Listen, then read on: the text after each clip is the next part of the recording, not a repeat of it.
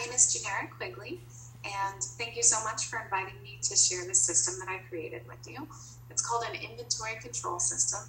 And let me back up and state the problem and that the team had that I was trying to solve. And I, this last year, joined a startup, and they were manufacturing health food bars, and they found themselves in quite a predicament. I was doing consulting for them. When they brought me on, they were in the red. They were not making money. They should have been, according to the books, but their COGS were high, and some inventory was walking out the door, and they weren't getting what they thought they should be getting as far as revenue goes. So that was one major problem. Another problem was that in 4 weeks, they were going to get an organic compliance. And for organic compliance, the auditor needed to see proof along the way, documentation of every ingredient that was used, and make sure that the right amounts were used, and then there was the proper yield from the ingredients that were used. So we didn't have time or money to use an inventory management system, and I'm not a software developer. I'm in the operations side of things, so I needed to create something quick and simple and be able to implement it very fast. And so I am going to share my screen with you so that I can show you this inventory control system. Also, the first thing that we did was we actually changed the warehouse around, because when you're doing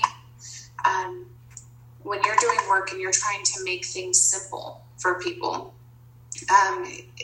the physical piece is oftentimes the first thing that you need to start with. So we had different types of ingredients, organic and non-organic, and so we split the warehouse. We had it go alphabetically. Organic ingredients were in orange, non-organic ingredients were in blue, and I had right side was organic, left side was non-organic, so that we could have those completely separated. And then all the bulk ingredients were in the back. The kitchen manager would have to check those out from our inventory system and put them up front in use. So say there would be 9 bags of 50 pounds of almonds in the back. Every time she needed to use one, we could ensure the rotation. She could bring up 1 bag, put it into a clear plastic bin that was labeled, and we could know all the time how much inventory we had in the back. So not only how many bags we had, so what we could produce, but also in dollar amounts, what we had sitting on the shelf. So that was extremely important for getting this dialed in. So I have you looking at my screen right now. These are the KPIs that I developed for this team, and the team consisted of myself, the CEO, the kitchen manager, and the purchasing manager. We all had access to this in the Google Drive. I would take a snapshot of it and put it in Basecamp once a week so we could make progress and we could make some attainable goals in each of the items. But you can see that it's split into 3 areas: labor, inventory, and production. We needed to understand our efficiency and what our yields were. So this is the end product of the inventory control system. And then you can see at the bottom, we would do our projections for the next week and what we were going to be spending and what we were going to be creating, and then, match that with what we expected to sell. So it definitely gave us some numbers to work with instead of just, producing as we need, hoping we have enough ingredients, and then ending up with what we end up with. So let's start at the beginning. Basically, what I did was I split up the tabs. So we have organic ingredients, and those are in the orange. And we had conventional ingredients, and those are in blue.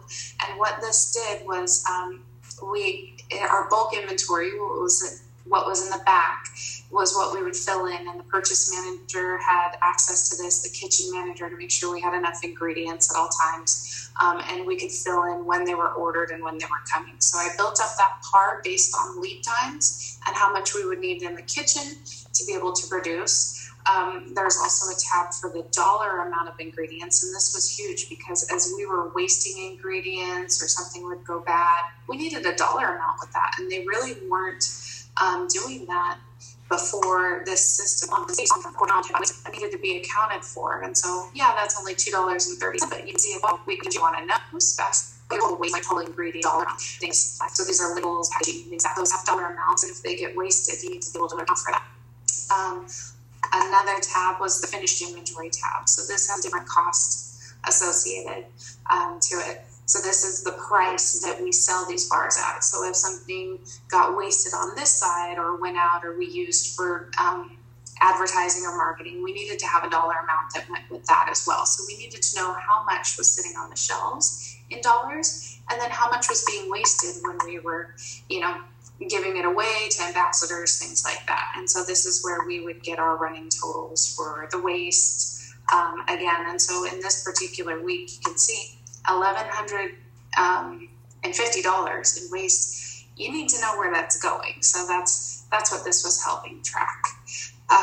Production waste, this was for the batches that were going through the machinery. A lot of times you get about 3% waste naturally for things that are sticking to the machine and that just get on the floor, things like that. And so to get poundage, it wasn't individual ingredients, it was batches, but we needed to account for that as well. So that's what this sheet did. Now the next two tabs, I'm going to skip over. I had to erase those. Those were our batches, confidentiality reasons. And what would happen on this would be, for the formulas or the sub-ingredients like chocolate frosting or something like that, we could type in how many batches we were going to produce that week, and it would pull from the inventory how much almonds we needed, how much IMO syrup, things like that. So that was definitely helpful. And the end result with another supporting document that I created that I don't have time to show you right now were these KPIs. And so we were able to look at it, know if we had enough ingredients to make it through the next couple weeks of production for what we needed to produce. We were able to see our yields and what we were expecting to produce and what we actually produced, how much was walking out the door as far as waste, and so we could dial in there to make that better. And then, of course, the labor piece. And like I said, the other supporting document that I created had to do with labor costs and the yield of our product. And so those were two main areas where we could focus. So like I said, we only had 3 to 4 weeks to implement the system. We passed compliance with flying colors, and we were able to get our inventory dialed in without having to spend the money on an inventory management system. I actually ran this system and put it in the Google Drive for about 2 months. And then I taught the kitchen manager to go ahead and run this system. And I do believe that it was implemented for about 6 months, and they were able to get into the black, and they were able to purchase an inventory management system with the software that they needed, scanners, things like that. But it did the job.